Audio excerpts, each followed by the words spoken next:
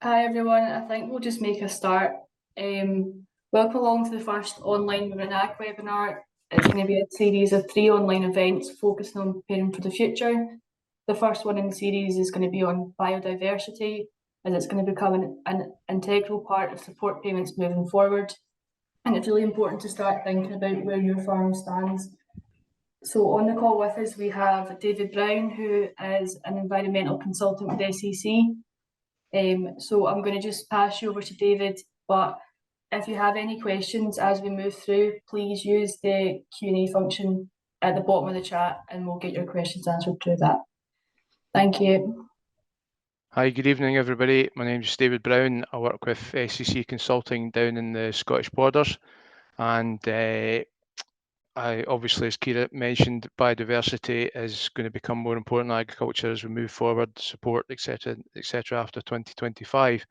So my role with SEC is to give out advice on biodiversity and conservation in agriculture, to help my colleagues, to help train colleagues in biodiversity matters, and practically to do things like applications to agri-environment climate schemes.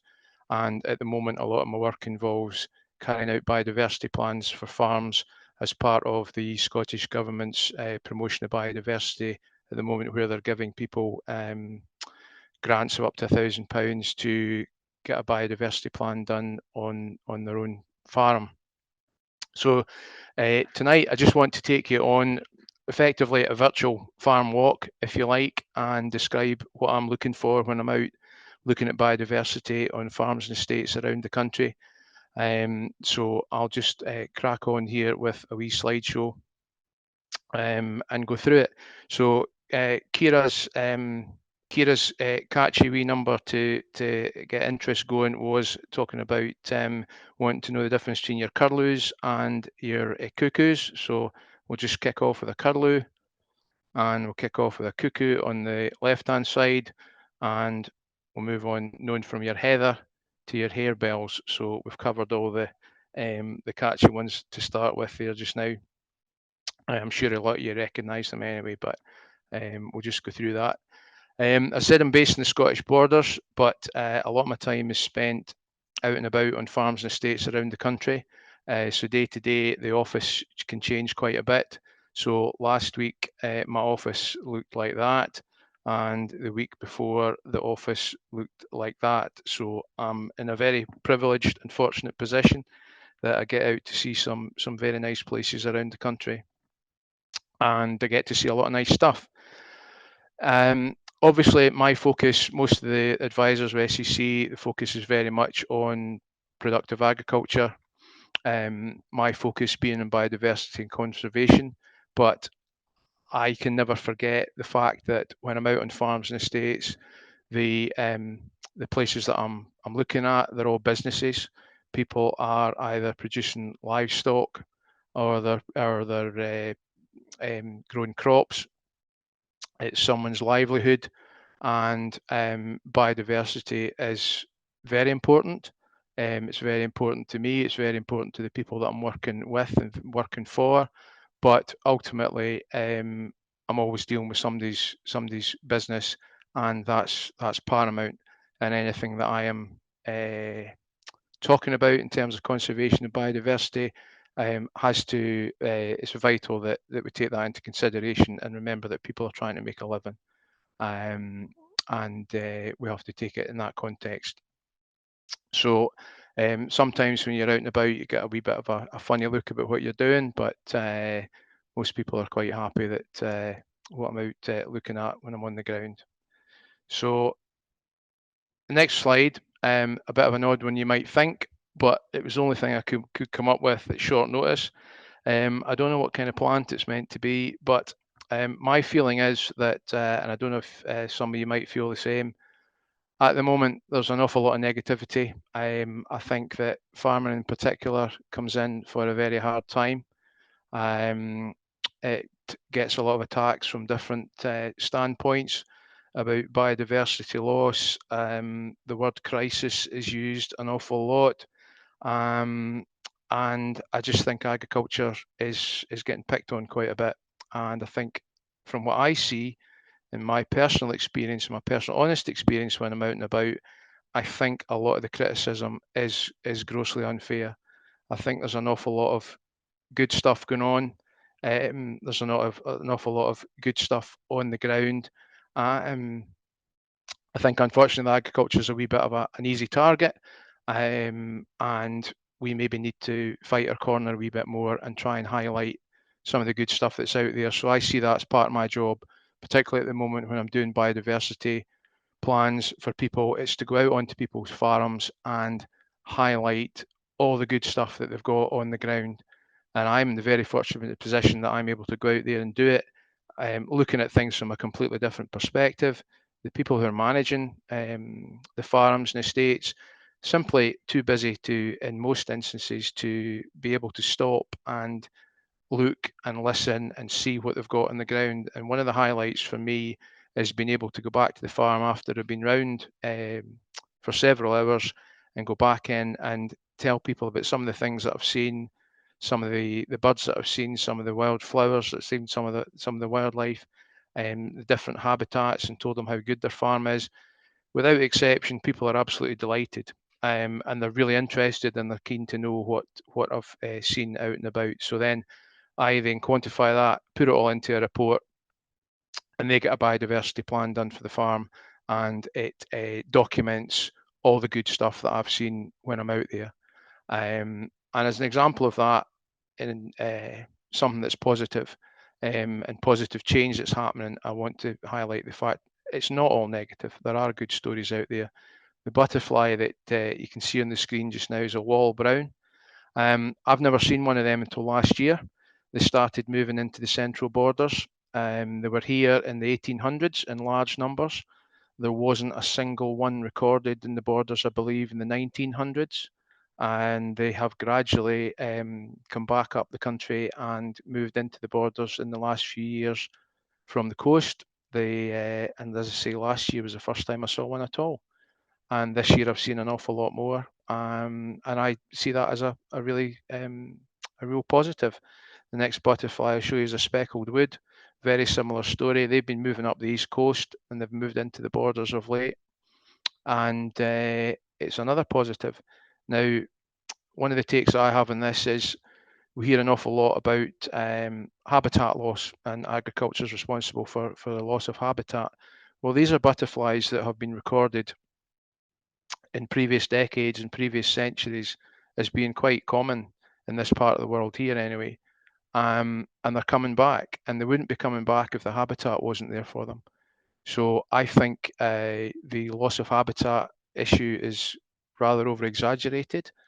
I think it's a bit unfair. There's no doubt that farming methodology, farming techniques have changed, but I think if you look back in time, the actual landscape that we have is not all that different to what it was a long time ago. When I'm out and about, I see a lot of nice things. It's a lot of positives, and everything you see tonight, all the slides you get tonight, it's all taken on a farm or an estate somewhere around the south of Scotland. And the stuff is all there if you're fortunate to get the time to look for it. So there's plenty of habitat out there. Sometimes the stuff you're looking at doesn't want to be seen, but if you take long enough, you can see what's going on. I always think, as a wee aside there, I always think I love to see hares when I'm out anywhere. I always think they're very knowledgeable looking animals, and anytime I see the hares on the ground, I think that it's a vote of confidence in the farm that they're on, that there's a lot of nice habitat there, because they wouldn't be living anywhere where they don't like it. Another butterfly that we see now a lot more of, small skipper. Again, to me, it's all positive. I get out to go and see these things, and you know, they're coming back. We're seeing them again. It's you know, please don't take everything as a negative. There's a lot of good things going on. Over in the Clyde Valley, Jennifer runs a super project that farmers are involved in, Clyde Valley Waders Project, looking at wading birds like lapwings. A lot of farmers who have upland farmers, hill farmers who have got an awful lot of things on their plate, an awful lot more things to worry about, but they're very passionate, and they love their wildlife, and they really want to do all they can for wading birds, and they get involved in a project like that. So again, it's another positive, and something that's great to see, and great to see farmers getting involved in. So as I said, I'd like to take you on a try and be brief, kind of virtual farm tour, looking at the main habitats and the things that I'm looking for when I'm out on farms, and the things that I'm looking to emphasise when I'm doing a biodiversity plan, and try and point out the good things on the ground. So a slight surprise might be what people used to call weeds, but one person's weed is someone else's wildflower. And thistles in particular, I do like to see them when I'm out and about. Thistles are one of the most valuable wildflowers, stroke weeds, that you can have on the farm in terms of biodiversity. The amount of nectar that thistle flowers produce, pound for pound, is more than just about any other plant that you'll get on the farm landscape. They're an absolutely vital component to insect life being in the farm. There's been over 8,000 insect species closely associated with thistles. You've got all the different the flies, the butterflies, the bees that feed in the nectar. You've got stem borers, leaf cutters that live on them. And when you've got a healthy insect population on the ground, that is the basis of the food chain, and that is the most important thing that you have. If you've got the diversity within the plant life on the farm, you've got diversity within the insect life, and that just leads on to everything else up the food chain being healthier and being more diverse as you go. And something that I'm seeing more of as I go around are field margins being left alone. I think the culture is changing a wee bit. People's attitudes are changing. Now, whether that's a combination of cost involved in controlling, taking care of areas like this. And in the past, people would have seen weedy field margins as being a bad thing to have. They certainly wouldn't want the neighbours seeing these kind of areas. I think now attitudes are changing somewhat. People are accepting some of the things that I'm describing just now, the value of these areas for wildlife. Our 5 main butterfly species rely on nettles as a larval food plant, and having these areas left alone on the farm is a massive boost to biodiversity and wildlife. You see here on the right hand side, the field's been cut, but just leaving this awkward wee corner. In the past, that might have been coming along and somebody might have cut that specifically because they didn't want thistles, but those thistles have spent the summer there, and goodness knows how much nectar, how much insect life that has supported throughout the summer, and consequently how much bird life is fed on that insect life, etc., etc. So it's great to see how much of that is being left now. And it doesn't have to cost you anything. The field can be kept clean and tidy. You can have clean silage and clean hay, but just make those wee exceptions and tolerate these wee areas at the corner, and look at them as a positive on the farm. Same issue, just going up the backs of dikes. You've always left a good margin up the back of a dike when you've been cultivating fields, because you don't want to disturb the dike, obviously. Previously it might have been the case somebody would have wanted to go up there with the sprayer and knock the plant life back, but just tolerate it, just live with it. They're not really doing a lot of harm, but they're doing an awful lot of good for the wildlife. One of the best examples I've seen, this field on the right, is a highly productive silage field. I'm not sure whether it be cut twice or thrice during the year. Cut really short, coming back. That field there, that's the reason. That's where you get your milk, your cheese, your yogurt. That's going to feed the dairy cows, and it's managed very well and very effectively. But at the same time, down the side of such a productive field. You've got this fantastic margin down here that's full of all these nectar sources for the insect life. And then with such dense vegetation as that down below, you've got all the wee mammals, the voles, the mice. And if I was a tawny owl or a barn owl living in this part of the world, I'd be absolutely delighted that my food source is running about at the bottom of the here. And at some point, they're going to have to come out here, or they're going to have to come out there into the short grass. And that's when I get my tea, and I'm pretty happy. So in terms of, combining productive agriculture on the right-hand side there, and great wildlife management, I think that's a fantastic example of it, just right there. And I mentioned about the butterfly species that rely on thistles and nettles all during the summer. And we take great heart from seeing them when we're out and about. This year, for some reason, been a fantastic year for red admiral butterflies. Thousands of them going about, and I'd like to think in part it's because of some of these measures that farmers are undertaking just now, and just basically leaving wee bits like that alone. It saves you money, it saves you time, saves on chemicals, so it's a win-win. Moving on to an arable farm, this is one we have in Berwickshire, and I wanted to look at margins around arable fields now.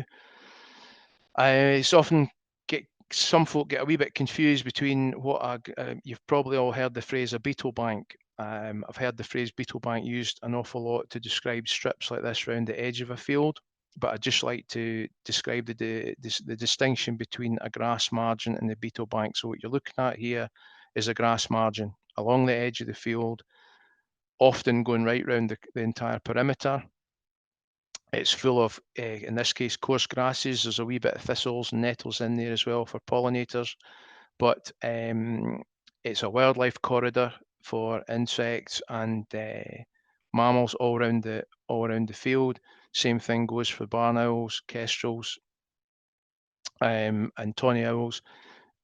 Their food source, the mice, the voles, are in that strip and coming out. In an arable situation, when you've got very diverse margins, sometimes they're more diverse than these with wildflowers. If you're growing certain species arable crops, oilseed rape's a marginal one, but beans, you've got pollinator insects that are living in the margins. If the insects that are in the margins are not pollinators, they may well be performing biological control on insect pests that are in your crop. So you may not know it, but you've got a helping hand there. Some of the hoverflies, species like that are coming out, living in these margins. They're coming out into the crop, and they'll be eating aphids, etc., etc. So you've got a wee bit of biological control going on there as well. So that's a grass margin being around the side of the field. And moving on, this is a beetle bank. So you can see crop to the right and crop to the left. So a beetle bank basically bisects a field with between two crops, and runs through the middle of the field, or runs through a third of the field, or whatever. It'll delineate, run down the field, and split the field into two distinct entities. Now, some people use them as a means of dividing the field up. So you can, this is previously a very large field that was previously managed as one, but a beetle bank has been created down the field, so the field can now be managed as two different separate entities of two different crops. You'll notice that the two margins are very different. If I just go back to the last one, very different in nature. All the same arguments apply as to the benefit of this to the diversity in your farm. You've got nectar sources in there for insects. You've got cover for insects, cover for small birds. You've got nesting sites for small birds, food for small birds, all those different things. Now, you may look at that and think, oh, you'd be far better putting a hedge down there. But if you consider that on this farm in particular, there's an awful lot of hedgerows, good healthy hedgerow network as well. I can't tell you exactly what, but there'll be insect species out there that would rather be in full sun, not be at the bottom of a hedgerow network. So having a strip like that, a grassy strip without a hedge on it, it actually adds and enhances to the biodiversity of the farm, because you've got a field margin, margin there in the middle of the field, which is just a grassy margin, without the complication or the addition of having a hedgerow there. So there will no doubt be some insect species and some bird species which will prefer to live and feed in an area like that. So not everything requires a hedgerow or some sort of structure along it. Another very productive arable farm in Berwickshire, and I recently did a biodiversity plan for this farm, and this was a photograph that I put in the report, and I put the title with a photograph of farming with nature, with a "with" in capital letters, because obviously in this circumstance, highly productive arable farm, but rather than go at the tree and cutting some branches off the tree to make their lives an awful lot easier, they've left the tree alone and just gone round the side, costing them a wee bit more hassle, costing a wee bit of aggravation, sacrificing a wee bit of ground. But again, it all adds to just a wee bit more diversity in the farm. If you cut at the tree, you've always got the chance of maybe introducing some rot to the tree and harming it in the long term. But underneath the tree there, you've got a shady grass patch, insect life, bird life. It's all to the good, and it's just adding to the mixture of habitats on the farm. So I thought that was quite a good one. I was talking about hedgerows, particularly good hedgerows on this farm, with a good bottom to the hedge and a good margin along the side of the field. The bottom of the hedge is every bit as important as the core part of the hedge and the main part of the hedge, for all the same reasons as I've given before about the diversity of wildlife that's in there. You could just imagine the volume of insect life that is in a habitat like that, the diversity that has, the diversity it has in vegetation structure. There are going to be a myriad of insect species that are living in there. You can just imagine walking up there and seeing all the different kinds of bird life that are in there. The birds like blackies that are relying on the fruit coming off the hedge, on the hawthorn berries, and the seed-eating birds. Mentioned before about the thistle seeds. Goldfinches, apparently up to 30% of a goldfinch's diet can be thistle seeds. And it's a nice thing to be able to see the wee birds flitting between the margins and the hedgerow, feeding on the seed heads, nipping back into the hedge for cover and protection from predators. In this next couple of slides, hoping to show some good hedgerow structure and good management. Hedges that would always say with hedges that try to get out of the habit of not cutting your hedges every year. The most productive growth on fruit bearing on hawthorn hedges comes in second year growth. If you can defer cutting the hedges every year, you'll encourage more diversity and you'll encourage better hedge growth and a greater production of berries. And that will help the blackies, the fieldfares, the redwings throughout the winter period. But what I was hoping, it's maybe not the best slide in the world, but hoping to show you here is the hedge when it has been trimmed, it's been trimmed to be wider at the bottom than at the top, approximately an A shape. If you imagine you ask a wee bairn to draw you a Christmas tree, they'll basically draw you a triangle. Now that's no accident that a conifer tree grows like that, because the branches at the bottom want to get as much sunlight as the branches do at the top, so that it can be healthy. So the bottom branches want to grow out further and in a natural growing situation. So it's the same principle with a hedge. If you cut the hedge straight up and down at the sides, the chances are that the lower branches are going to get less solar incidence, less sunlight, and they're going to die back. And you're going to inhibit the growth at the bottom of the hedge. So when you're cutting the hedges, always trying to make them a bit narrower at the top and a bit wider at the base to encourage that thick, dense growth along the bottom of the hedge.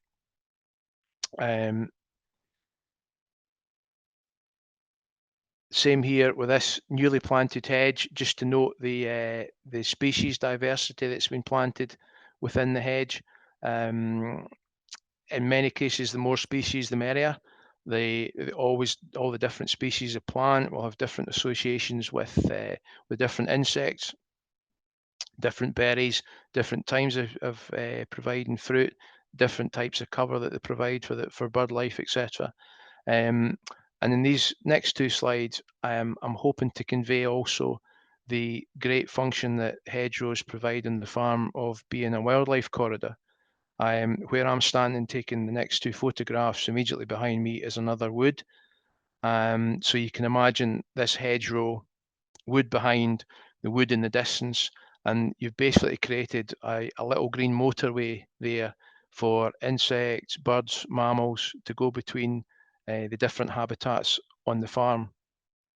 That's important for different species because they're always looking for new territories, they're looking for food, they're looking for mates, and that is the way that they can safely get around the farm environment with protecting themselves from predators and keeping themselves under cover. And that the same, a younger hedge in the same scenario. And what I wanted to point out there was how that's been done quite thoughtfully. The fences to protect the hedge being spaced quite widely apart to get plenty growing room for the hedge, rather than keeping it too confined. So as that hedge grows up, it will be able to develop nice and wide, getting to about maybe 8 or 9 feet wide. You don't want the hedge to get far too wide because if you imagine the dense vegetation being on the outside of the hedge where the greenery is, inside the hedge is more skeletal, where all the bare branches are. And if you let the hedge get far too wide and get really, really big, you tend to get a void in the middle. And it's less attractive to birds, for example, for nesting. They've got less protection. Predatory birds and can gain access to the hedge in that state. So if you keep the hedges a bit narrower, 6 to 8 feet wide, then you're getting a far denser hedge. The greenery to branch ratio is much higher, and the wee birds have a much higher level of protection. And hopefully, again, that slide conveys how valuable the hedgerow is as a wildlife corridor, as a wee green motorway going across the farm landscape. Quite in contrast to a bare fence line on the farm. So when I'm doing a plan and I'm looking to see bare fences, it suggests that just about every case, a bare fence line would always benefit from a hedge being established along it. When funds are limiting and under agri-environment schemes, when you are thwarted, if you want to plant every field boundary up, it's not that easy. You've got limitations on the current agri-environment schemes, and you can't do everything you want. You want to target the places where you're going to put your hedge, and you're going to put it between woodlands, wetlands, different types of habitat, and that's somewhat where my role would come in, is trying to highlight if you only had to put a couple of hedges on the farm, where would the greatest biodiversity benefit be to get from those hedges in terms of linking up all the different habitats on the farm. In a perfect world, we would plant every bare fence with a hedge, but unfortunately we're not able to do that. Now the hedges that we've just been looking at, they've all been a kind of lowland situation. This hedge is near Hoyk in the Borders, and it's about nearly 1,000 feet above sea level. All I've talked about so far really in relation to the hedges is their benefits to wildlife, but we have to also consider the great benefits they have to the livestock enterprise or even the crops on the farm. In this instance, these fields, prior to the hedges being planted, they were the in-by fields on a hill farm and the lambing fields, and when they were just bare fences, they were open to the elements and there was no shelter whatsoever. But these now well-established hedges provide a huge amount of shelter, especially during the lambing season.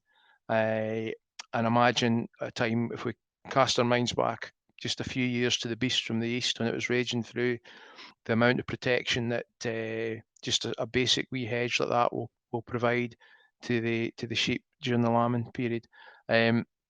And when you want to look at it in a financial perspective, if you've got the sheep lambing in those fields and the lambs are born on a particularly bad, cold, windy night, if those hedges, well-managed hedges, are keeping a few of the lambs alive until the morning, until you can get out and get to them, every one of those lambs has got a monetary value. Every one of those lambs has got a welfare value, and if those hedges can help you in your business, then it's a fantastic benefit. You can also tell from them they've been well managed too, because they've still got a good effective bottom on them, and that's producing the shelter right down to ground level. And also another thing to mention in that situation, before those hedges were there was nothing of that type of habitat on the farm whatsoever. So in terms of bird life, small songbirds, they didn't have that habitat. And now, a few years later, after that hedge has been planted, you now have a habitat there for songbirds. Granted, it's not producing much of a wildlife corridor because it goes to the top of the hill and it comes down, but it's a fantastic habitat, and that farm was extremely rich in wildlife. There was a few woods in the farm, a few hedges, and it was amazing just how much bird life was on the farm. So we looked at some very good, wonderful hedges there. Then we look at some hedges that we find typically in a lot of situations. Now, these hedges could be 100, 200 years old. Nothing lasts forever. They're going to succumb like everything else does. So these hedges now they're neither performing a shelter function, they're not performing the function as a wildlife corridor. So when I see these types of hedges on farms, what I'm recommending to people, if they can, is to coppice these hedges and replant them.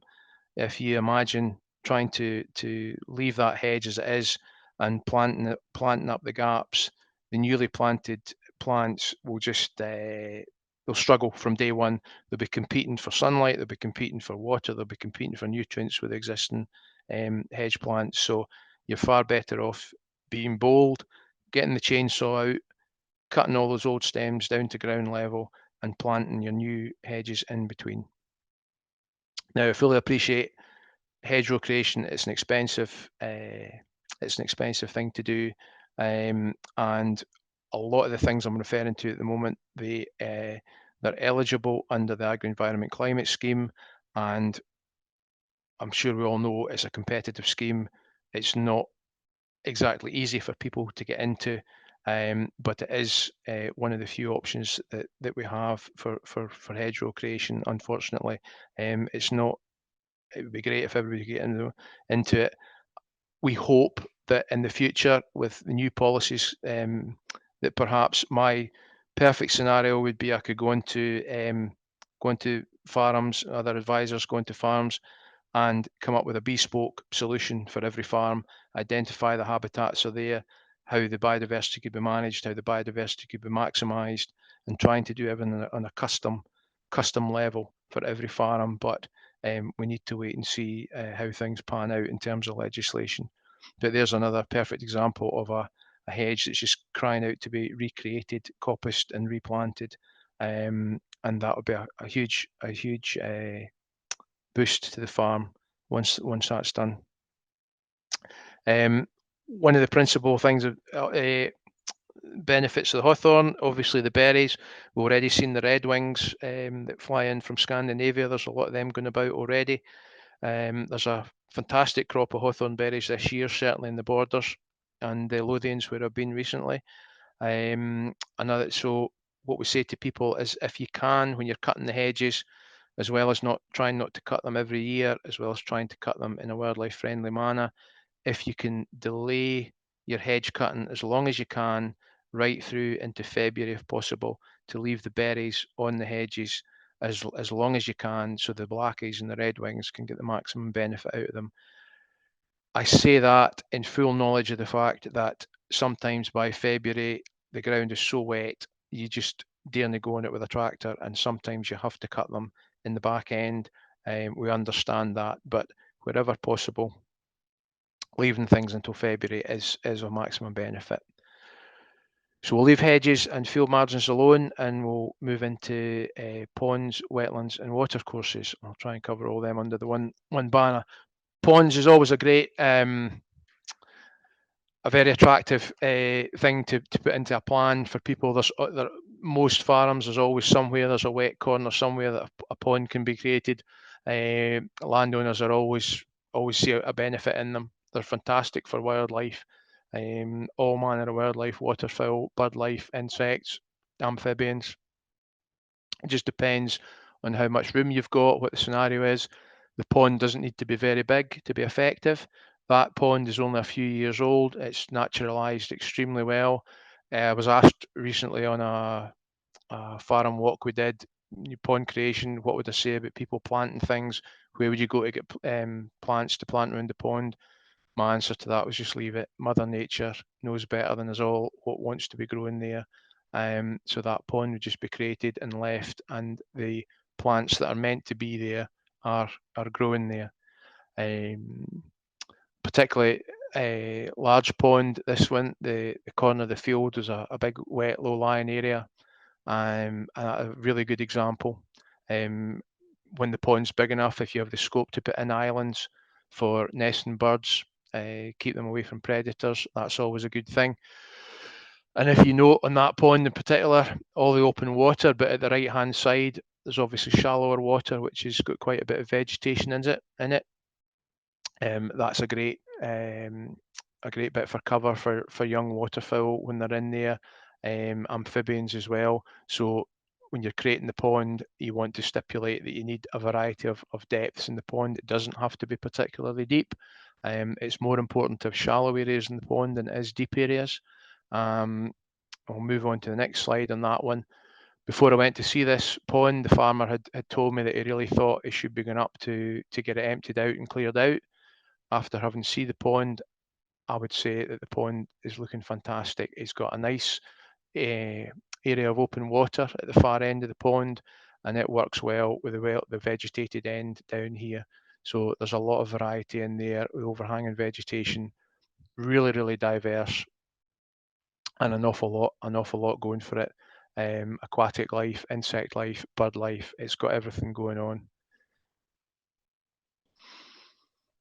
Now, technically speaking, this is not really a pond. I was saying about not necessarily a pond being particularly deep. This is more of what we call a wader scrape. It's a bit of a hybrid between being a wader scrape and a pond, out on a rough grazing field on a hill farm in the Borders. Now, prior to this wader scrape being created, this was just a rough coarse grassland field with some wet flushes, some damp patches in it, some rush dominated areas. There was no open water. There was no area for aquatic life to exist in that general area. So quickly, with the addition of some open water, within months of that being created, the whole area is teeming with insect life of all shapes and sizes. And similar to what I mentioned about the hedge before being created in an area where there was nothing before, this pond has just completely transformed that corner of that farm. And the owners are desperately keen to put more of those scrapes in. This is the same wader scrape, and I'm saying about the pond not needing to be deep. By the same scenario, you don't need the water level to be sustained at the same level for an entire year. It's quite good if the water level goes up and down. This muddy area in the foreground here, I would refer to that as the drawdown zone. And that's an area that when we've had high rainfall, the water level will come up and it will submerge that. And then when the pond starts to dry out a wee bit, the water level will draw down from there and it'll expose it. Once that area is exposed, that's great feeding habitat for wading birds like snipe. And on the very day that I went there to this pond, just having talked about this with the farmer, there was 3 snipe were in this wee corner feeding on that muddy area. So there's a lot of thought needs to go into ponds. They don't all have to be great big deep open water voids. You can be extremely creative when you're coming to do ponds, wader scrapes, that kind of thing, and put a lot of thought into it. And the amount of benefit you will get out of that will be superb. Another wader scrape in a completely different scenario. This specifically for lapwings. Lapwings nesting in the field beyond. Once the chicks have fledged and they come into the neighbouring field, you've got a wee bit of cover with the rushes round about, but the insect life that will be provided for by that open water and the neighbouring rushes, the chicks of the wading birds are completely reliant on insects as a protein source when they're wee.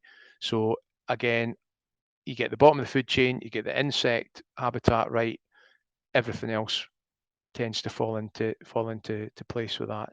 And again, in the summertime, that's going to dry out. It's going to fill up with the rain and it's going to fluctuate through the year.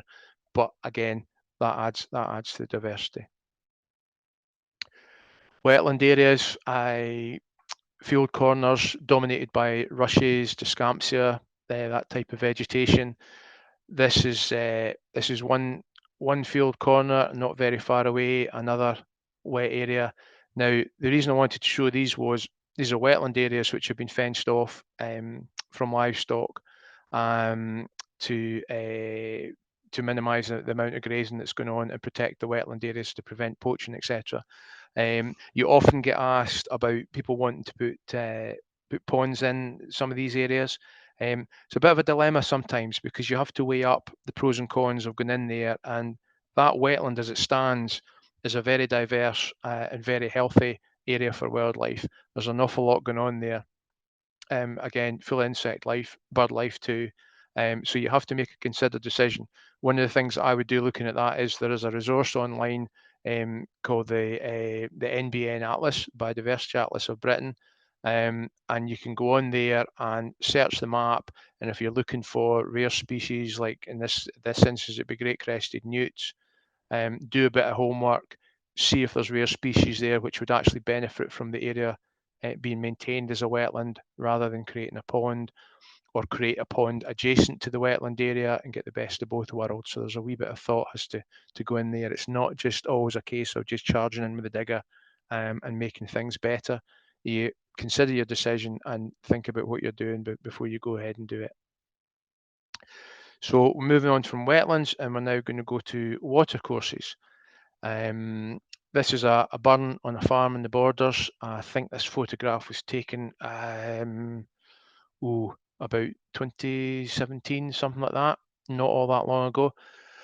It's a nice burn running through the middle of the farm, and you can see up on the right hand side it's partly fenced off, but in general it's open to livestock. So the banks are grazed. It doesn't look particularly bad. There's not a lot of poaching going on the bank sides. It's obviously a high energy burn. There's a lot of flooding comes down. You can see with the gravel. It gets a lot of rain and it gets a lot of activity in it. So the water rushes through there pretty quickly. So we then think about water quality issues and flooding issues. This is a part of the world where in past years there's been a lot of serious flooding. You may have heard people refer to management of the landscape in the uplands to minimise flooding downstream by afforestation, protecting water margins and what have you. Well, bear in mind that photograph, and then if we move forward a few years and one agri-environment scheme later, and that's the exact same water margin having been fenced off under the agri-environment scheme to keep grazing out. So talking about the flood prevention side of things, you can now see how heavily vegetated that is. There's no gravel visible at all, really. So the water flow is much reduced. The vegetation is obviously much more dense. And if you want to have a wee idea about the comparison between the amount of wildlife that will be supported in a water margin like that compared to a water margin like that, I don't think there's much competition. So again, as I was talking about the hedgerows performing the function of a wildlife corridor, this water margin is now very much providing the function of a wildlife corridor through the farm. And if we look at the same water margin, if you look at the scrub away in the distance there, I'm now going to go up to there and look back down the farm. It's looking back down at the bridge where I took that photograph. This whole water margin now acts, it's like almost like a spine through the spine of biodiversity through the middle of the farm. And you've got the hedgerows running off like ribs to the side, acting like wildlife corridors up onto the other habitats in the farm. And ultimately, if we can get this farm into another agri-environment scheme, hopefully the other the fence lines can have hedgerows on them, and then all the habitats in the farm will be interconnected, and the boost to biodiversity in there just be absolutely fantastic. But the amount of bird life that is in that wildlife corridor is just fantastic. And the farmers there, they're extremely keen on the wildlife, and they've actually gone to the length of raising their own alder trees from alders that are growing down in the distance, and they're going to plant them in the water margins to increase the bird life diversity in there as well, to create some height and structure. So what I've said to them in that instance, often when you see folk planting water margins, they get a wee bit kind of carried away, and they'll just put the head down, and the trees get planted along both banks and relatively close together. But my suggestion in there is, when you're planting trees along the water margin, stagger the trees, one side of the bank for a wee bit, one side of the bank for another, so that some of the water course, some of it will be in shade and some of it will be open, because like everything else, there'll be insect life, there'll be amphibious life, fish life, some of which will prefer full sun at some times of year, some of it will like shade, and vice versa. So again, thinking about your riparian management just to enhance the biodiversity even further. But that is a super part of the world, and the wildlife in there is superb. So I'll move on now to we talked about poaching and animal access to the sides of the water courses. In the last few years, SEPA have become a wee bit more proactive about trying to get livestock excluded from water margins in terms of water quality, and they don't like to see things like this where the stock have access to the water margins. Now, the other thing that comes into here is from an agricultural perspective, and my colleagues will be able to tell you more about this, is the waterborne disease, fat risk, Johne's disease, liver fluke, things that are associated with animal husbandry and animals being in contact with water supplies. So when the animals are excluded from the water course, not only do you get the benefit to biodiversity, you get the benefit to water quality, you get the reduction in flood risk, but it can also be a benefit to animal husbandry as well. So even small drinking areas like that, by excluding the livestock, there are multiple benefits, including animal husbandry. And those kind of measures are available under the agri-environment schemes. We'd fence them off. Obviously, you have to provide alternative watering facility as well. So that depends on what sort of facility you have in the farm, where the water can be piped from. If the water can't be piped in, then you've also got the option of solar pumps, and there's a lot of the technology there. For a while it wasn't very good, and I understand it's getting an awful lot better. So there's ways and means of doing that, and again, the benefits are far and wide. Next habitat we're going to look at quite quickly is species-rich grassland. When I go into farms, things that catch my eye when you're looking for diversity in the grassland sward, you're usually nowadays you're looking at steep parts of the farm. It's generally places which have escaped and avoided improvements, fertilizers over the years. And by that, I'm meaning historically. I'm going back decades, manure going back hundreds of years, the field being managed. These steeper areas, they've been very difficult to deal with, and they've been left, and consequently the diversity within the sward is much greater. The wildflowers, they cannot tolerate high nutrient levels, so they like thin soils. They do not like too much manure. They do not like too much. They do not like any fertilizer, inorganic fertilizer application. So the places where you tend to find these are quite unique. So when I go into a farm, your eye is drawn generally to steep, awkward parts of the farm because they've avoided historical improvement, and that's where you're going to find the wildflower element. Sometimes we're fortunate enough to be able to go out in the summertime when things are in flower and things are relatively easy to identify and see.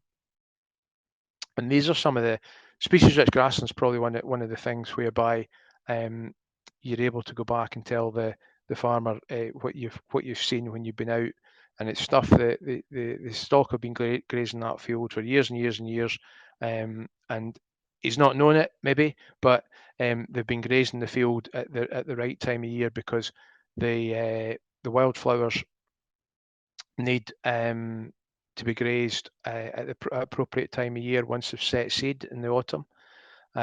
Without proper management, without grazing and reduction in the coarser grasses, the sward will tend to become much coarser, and you'll lose that diversity. So you can't forget about a wildflower grassland or wildflower sward. You have to manage it somehow, and generally that's by grazing. In certain instances where you've got wildflower meadows that are on flat ground, you can do it by mowing, by removing and also removing the cuttings. But your whole aim of management is to reduce the nutrient level, because that's what the wildflowers rely on, is a low nutrient level. I was saying we'll often go out in this. We're lucky enough to go out in the summertime. Sometimes you've got to go out in the not in the summertime, and then that tests your identification skills in terms of what you're looking for on the ground. But I'll touch on that before I finish about some of the modern technology. It's a great boost to helping your identification skill. Quickly look at scrub. It's not the most common habitat that we see, but we see here a hillside which, to be quite honest, probably at one time was species-rich grassland. But as I say, once upon a time there was one gorse bush, and it was allowed to go, and it just gone haywire, and we now have scrub. If it was only gorse that was in that hillside, I would say that it was not of any particular great wildlife benefit. The gorse, when it grows, I've done a lot of work with gorse in a previous life, and it is surprisingly poor for nesting birds. And what I was saying before about the hedges being too wide and becoming skeletal and empty and very bare underneath, gorse is very much like that. You get a veneer of vegetation, a very thin coating of vegetation, greenery on the outside of a gorse bush, but inside it's a complete void, and it's just bare and branchy. And there's not a lot of benefit in being able to nest in there, because predators can get underneath. Once they get past the jaggy outside, they can get in and they can predate on the nests and the nestlings in the nest. So it's not great nesting habitat. But what you see here is an area of scrub that has diversity in it. It's got structure to it. It's got trees. It's got different shrubs. It's got bushes. It's got willow. It's got hawthorn. All manner of things growing on there. So you've got the gorse will provide, you see it's in flower at the moment in the springtime, it's providing a very valuable early season nectar source for insects. And then with the structure you have in there, you've got nests and habitat in amongst the hawthorn bushes for the wild birds. And that just shows you a wee bit of a close up of the different kinds of structure. So once you get a kind of structure like that, then you are seeing an enhanced degree of biodiversity too. This was going into a agri-environment scheme plan and in association with water margins, etc. We're trying to put that into what we call a habitat mosaic, which is a combination of several different habitats, species-rich grasslands, wetlands, water margins, scrub, etc., etc. Quite often, if you're lucky enough, you can manage the whole lot as what we call a mosaic, and that is actually an option under the agri-environment scheme if you're lucky to have those habitats. So do we get a crossover here? As I said on that other one, on that hillside, once upon a time there was one gorse bush. Well, we have to be careful. If we want to protect a species-rich grassland, we have to watch the gorse and the scrub encroachment doesn't take over, and that's what's happened in this instance. The gorse was starting to make inroads into the neighbouring species-rich grassland, and it's been controlled under the previous environment scheme, but there is nothing like gorse for keeping coming back. Even if you stump treat it after you've cut it, there's so much seed in the ground that it's going to keep coming and keep coming. So you have to be vigilant and you have to keep on top of it. But when you've got this level of gorse it's manageable. Once you get the hillsides covered in it, then you start, that's a different tackle altogether. The best way of doing that is cutting the stuff and then stump treating immediately thereafter. If you don't treat it immediately thereafter, the cells on the cut part of the stump will close over. And I've had people asking me about they've cut the stuff and then the following week or a few days later they've gone back and they've stump treated with chemical and it hasn't worked well. If you don't get it on right away, then the plant starts to heal over and the chemical won't go in. So that's an important thing to note. Now, quickly moving on to wild bird cover, game crops. Whether or not there's a farm shoot or whether you're putting in wild bird seed, wild bird cover under an agri-environment scheme, to me, it's one of the most valuable things that you can have on any farm landscape in terms of wildlife value. It's also something that you can utilise in an agricultural perspective. You can put it into an awkward field corner. You might have if you're in an arable situation, you might have a corner on the farm which is very awkward. It takes a lot of time to get in and out with the combine. It's back and forth, reversing with the seed drill. Now that machinery is much larger, it's just a really awkward corner to. Sometimes it might just often be better just draw a line underneath it, take an acre or two out of the corner, put a straight line across, put some wild bird seed in the corner, to the benefit of the wildlife, save you some hassle, save you some time, save you some diesel, and enhance the wildlife in your farm at the same time. Now, without having to go through delving too deeply into the economics of it, to do that from just that being holistic and being thinking about prioritizing wildlife, it's a good thing to do.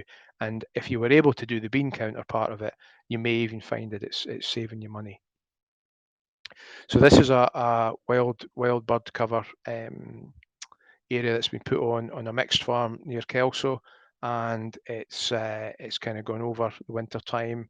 Doesn't look like much. You wouldn't think there's much in there. It's not supporting much, but it was quite incredible. That is just part of the sky that I could capture with one photograph. It was absolutely full of linnets, goldfinches, greenfinches, etc., etc.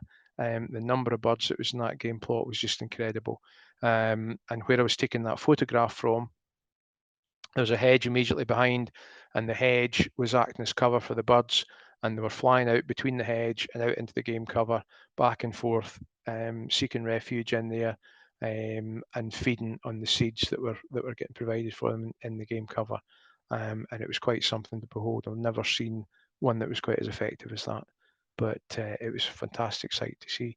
And again, a very productive mixed farm. That side of the farm was pretty much all arable. But no matter where you are, there's always scope to do bits and pieces like that for wildlife. a different kind of wild bird cover now. This is on an upland farm in the Borders, where they've put in, on a grassland site, they've put in some wild bird cover.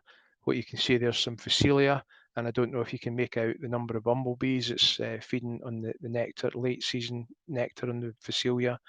And then amongst it, there's some triticale, which once it's ripe, that'll provide a seed source for the wee birds during the winter time. But that was an example of a farm went onto. They're about 950 feet above sea level, where that is. And some of the first photographs I showed you of the thistles and nettles were also on that farm. And I went back into the steading to tell them, I said, I just couldn't believe the altitude they're at, the exposed nature of the farm, the number of butterflies and the bees that I saw when I was going around that place was incredible. And the farmer's son just smiled at me, and he showed me a video on his phone that he'd taken the day before, walking through one of the patches of thistles and the number of butterflies that was coming off the thistles. And they knew what they had, and they really valued what they had. And it was great to see it. And again, a habitat that just wouldn't be there if they hadn't had a bit of foresight and forethought to do it. It was done under a scheme, so the scheme helped to facilitate it, but a completely new habitat created, and the wildlife that was there that I could see just wouldn't have been there. Wouldn't have been there at all without it. And they weren't fussy. Bees, moths. That's a carder bee, and the moth on the left are silver Y, and they're migratory, believe it or not. They come from the continent to come over here all the way to the Borders to feed in the Phacelia. The wild bird seed, wild bird cover can take many forms, and the insect life, the bird life that benefits from it is many and varied. That's another example of a nectar source and a seed source for the triticale for the birds during the winter time. Anywhere there's supplementary feeding going on is a great boost to wildlife, particularly in the winter time.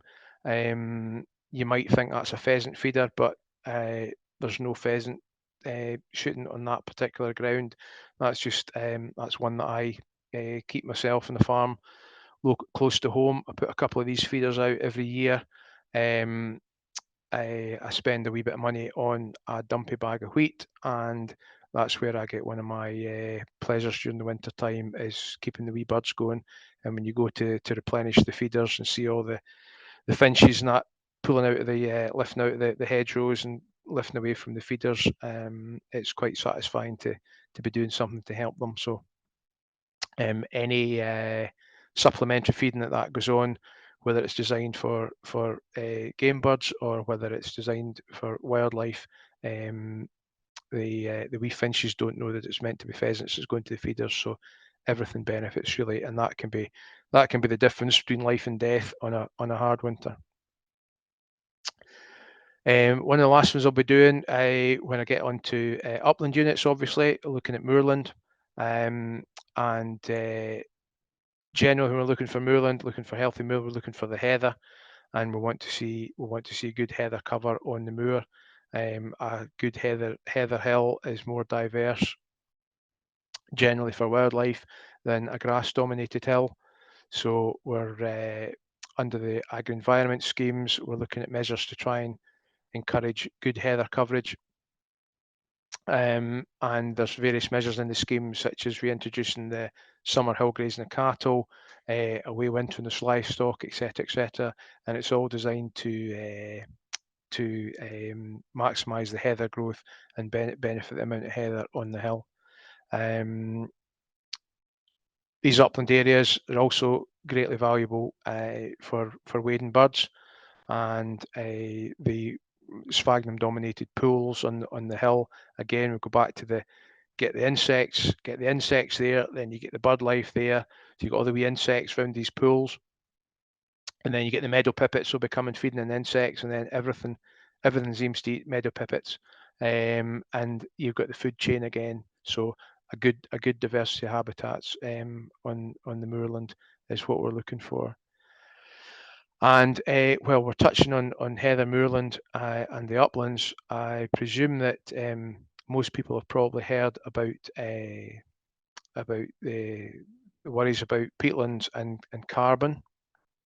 Scotland being a vital contributor to the amount of peatland in the world on a world scale. So when you hear them talking about degraded peatlands and exposed peat and giving off carbon, this is the sort of thing that they're talking about. Once peat becomes exposed and it starts to erode, this is Scotland. We have got a lot of rain, we have got a lot of wind, and nothing is going to stop that process from happening. It's only really going to get worse. So what happens in this instance, the scientists will tell you that bare peat is giving off carbon into the atmosphere. That's contributing to all manner of things that they don't want to happen. So the government now runs a scheme called Peatland Action, which the government will come in and they will fully fund reparative works on areas like this to try and get that back into a good condition. It's done mechanically. The digger drivers come in and they try and replace the bare peat that you see there. They try and work their magic and get that peat covered over. Now, it's an exceptionally highly skilled job, this, because as you can imagine, with the surface vegetation being gone, they have to somehow magically, with a digger bucket, find more vegetation to cover that bare peat. So the way they do that is by every slice of top cover that they take off with the digger bucket, they're then reapplying it to the exposed peat, and they're trying to tease it out. So if you've got a square meter of vegetation coming up with the digger bucket, they're trying to make that square meter of vegetation become maybe 2 square meters of vegetation, and teasing it out and keeping the ground cover and covering the exposed peat. And that's an extraordinarily skilled job, and the digger drivers that do that well are worth their weight in gold. They really are. So on staying on peatlands and degradation, peatland action, another thing that's happened to peatlands over the centuries is that peatlands would be drained in order to try and improve their grazing potential. I think it's something now that we appreciate is not something that's ever going to be worthwhile doing, but historically things were done. And one of the sites that I've worked on in particular, it was prisoners of war from the Napoleonic Wars that dug the ditches. So we're going back well in time with some of these things. But in an attempt to try and drain the mosses and improve the vegetation, the ditches were dug through the peat to try and drain them. So the problem there being you lower the water table and you don't get sphagnum growing. And it's the sphagnum that grows. They see the green stuff that's growing in the bottom of that ditch.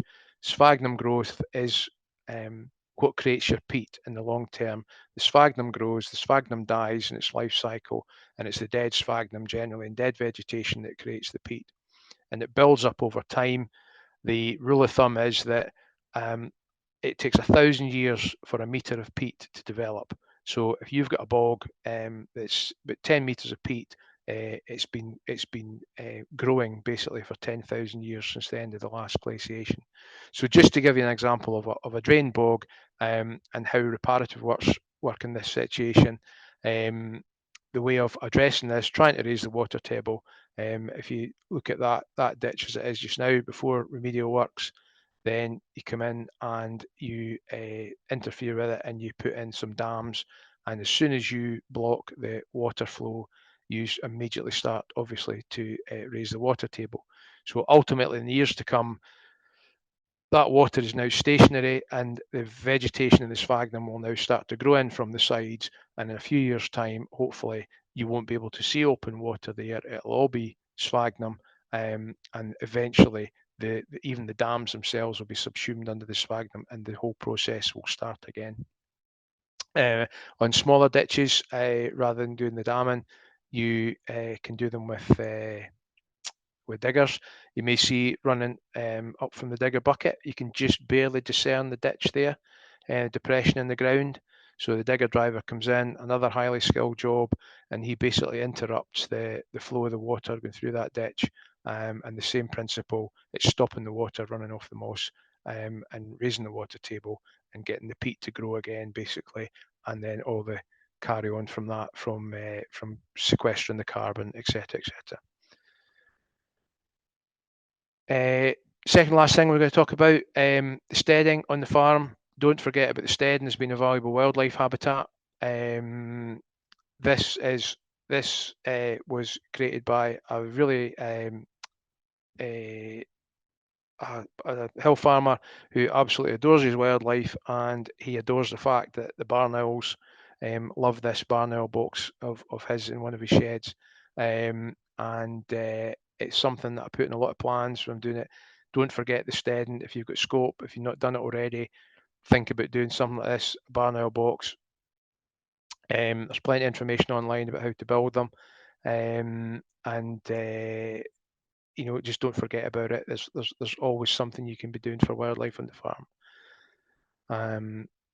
Similarly, round about the steading, going back to my first slide, don't forget about the weeds, stroke wildflowers, the nettles and the thistles. Don't be too tidy. Leave things as much as you can. So finally, just wanted to go on about the last thing. I touched upon it when I was talking about identifying the wildflowers. For obviously, you're listening in tonight, you've got an interest in biodiversity, you've got an interest in wildlife out there on your farms and land holdings.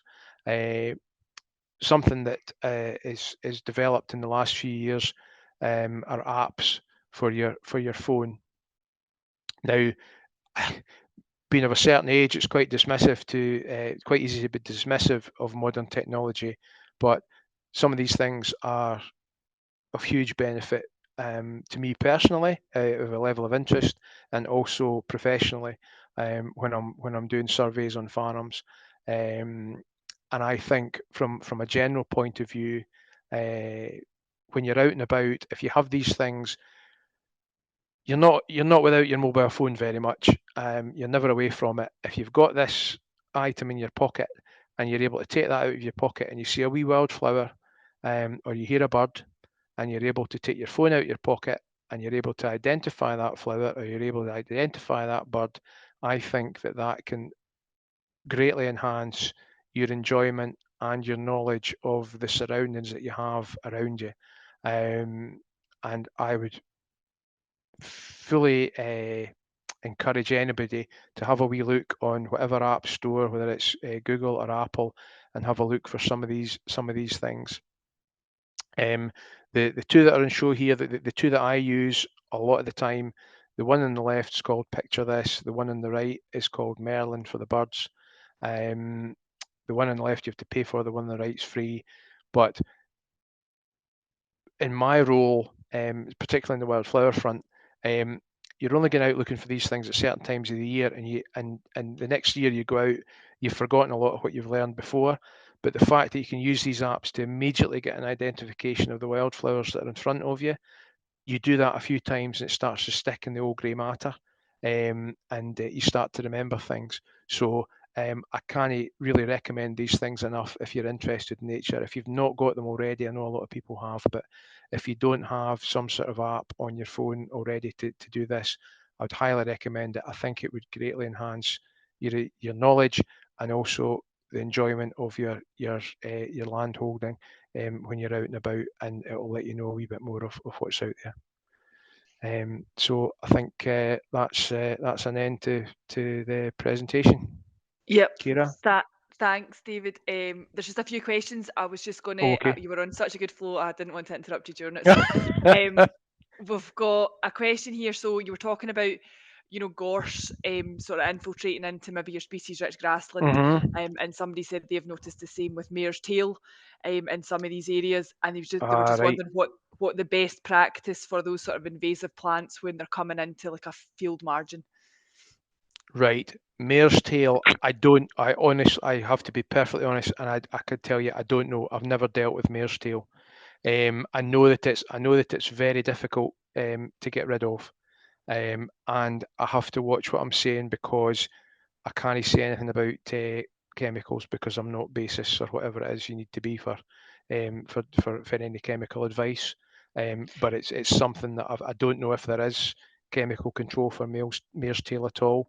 In the nature reserves that I've managed in the past and the sites that I've looked after, it's never been an issue. So I've maybe been lucky in that respect.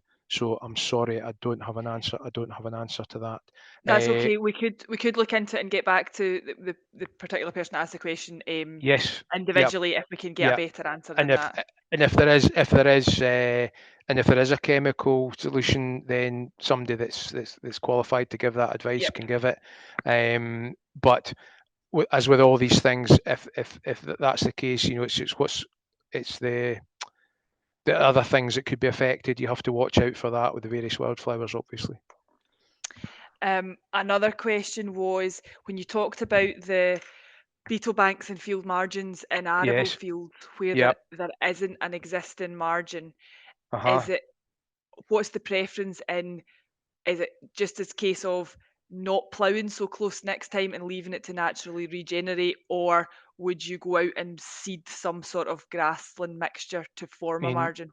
I would be perfectly happy in the first instance just keeping back from the boundary with the cultivations and leaving a rough margin. To make things better, you don't have to go to any great length, really. Yes, in a perfect world and in an ideal world, if you were getting government funding to do it, create a 2 metre, a 6 metre, 4 metre margin where you sow it down to wildflowers. There's some fantastic examples of that on a farm up near Duns, where there's wildflower margins that are full of beautiful wildflowers, pollen, nectar sources, all that kind of stuff. That's the deluxe version. But at the very least, if you can just keep back from the edge of the field a wee bit when you're doing the cultivations, even if it's a few feet, even if it's a meter, whatever you feel you can do, it's a start and it's something. Whatever you leave is going to be a bit of a wildlife corridor. Whatever you leave is going to have some seed sources in it for the wee birds. You just obviously you have to watch that if you get a particularly depending what you've got in the crop wise, if you get a particular weed growing there, then you'll have to bear that in mind. But just an uncultivated margin is something, and it's simple. And by leaving it uncultivated, it's a wee bit less diesel that you've burned. It's a wee bit less time you've taken, and who knows what wonderful things can come up. And Perfect. And just a final one, you talked about leaving hedge cutting, until maybe later into February to keep the berries on. This is maybe more of a statement rather than a question, but would it be fair to say that one option would be to cut your hedges in rotation so that you were leaving, a certain amount? Very much. Not not cutting the hedges every year. I think under the agri-environment scheme, it actually specifies not to cut more than a third of your entire hedgerows in any one year.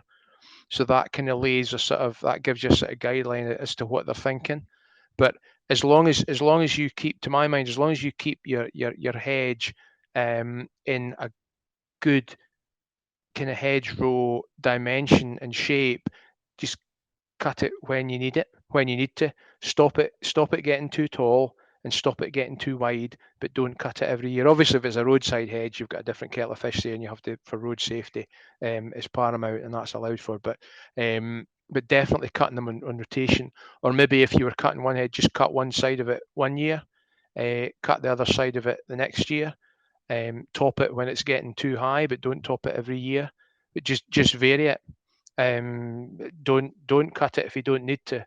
And that's another of these. And I perfectly understand it. People want to keep things tidy. It's become a cultural thing, and for some folk, keeping your hedges need to be cut every year, and they need to be cut to a certain dimension. But that's probably a role that comes into the biodiversity work that we're doing, is to try and help to inform people that there is another option, and that's to leave the hedges And there's multiple benefits to that, not just from a wildlife point of view. There's a cost saving for you, diesel, time, all these other things. All these different measures, most of them, they can be incorporated within. They can have spin-offs for the farm business as well. They may be small, but all these things add up eventually. And by not doing some of these things, you're saving yourself some hassle and you're benefiting the wildlife at the same time. It's a win-win situation. Perfect. I think that's all the questions. If there's any other comments or questions, there'll be an email sent round after this and we can contact Farm Advisory Service directly, but I'll just pass back to Kira. So that brings us to the end of the webinar tonight. Apologies if I ran on a little bit, but I do hope you found David's virtual farm tour really useful and maybe already identified areas of the farm that are species rich and good for habitats, and you maybe just didn't know you had it, or you've identified areas of the farm which could be managed better for improving habitats and species diversity. David's already touched on this, but I would just like to reiterate the fact that there is funding available for this at the moment. So if you go on the FAS website, you can apply for up to £1,000 for a biodiversity plan, which would allow someone like David to come and assess your current habitats on your farm and make suggestions for any improvements. Jennifer has just posted a poll. If you could please take a couple of minutes just to answer the questions for a bit of feedback for us, that would be perfect. And thank you for coming along tonight, and thank you to David for your tour. Thank you.